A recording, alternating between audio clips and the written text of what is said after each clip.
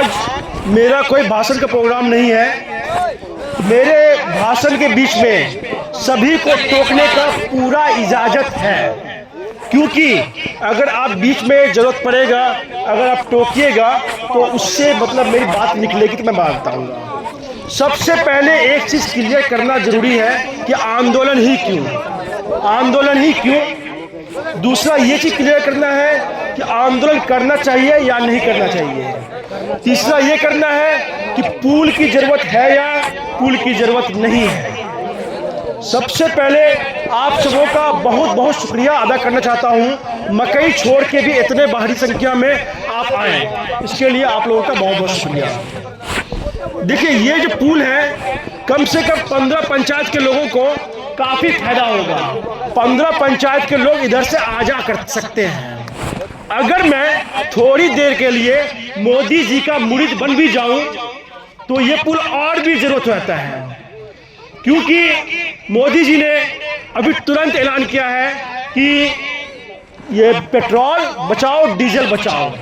मैं कह रहा हूं कि अगर आप ये पुल बना दीजिएगा तो मेरी दूरी जो है बहुत कम हो जाएगी। मैं 1 किलोमीटर में यहाँ से मैसा को पहुँच जाऊँगा। अभी यहाँ से मैसा को जाने के लिए मुझे 9 किलोमीटर लगेगा।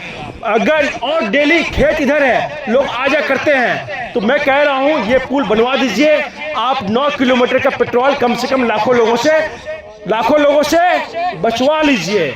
ये जरूरी सम्राट चौधरी जी को ये बहुत ज़रूरी है। नीतीश कुमार ये मोदी जी की बात मानते हुए इस पुल का जल्द से जल्द निर्माण करते हैं। उसके बाद अभी जो भी नेता आते हैं सभी कहते हैं कि हमने लिखा है, हमारी बात सुनी नहीं गई है और हमारा आवेदन पता नहीं कहाँ खो गया है। मैं अपने नेताओं पे शक नहीं कर सकता। मैं अपने नेता पे क्यों शक करूं? बड़े बड़े वोटों से हमने जिताया है, पार्टी से जिताया है। वो अच्छे लोग होंगे तभी उनकी जीत हुई होगी। मैं नहीं मानता कि हम लोग किसी बुरे लोगों को वोट देते हैं। आप लोग बुरे लोग को वोट देते हैं क्या?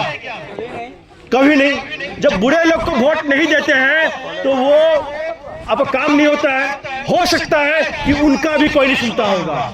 मैं बता दूं, किसी भी एमएलए एमपी से आप पूछिएगा, वो कहेंगे हमने लिखा है और बहुत लिखा है, ऑफिस में कागज दिया है, लेकिन वो कागज पता नहीं क्या हो गया।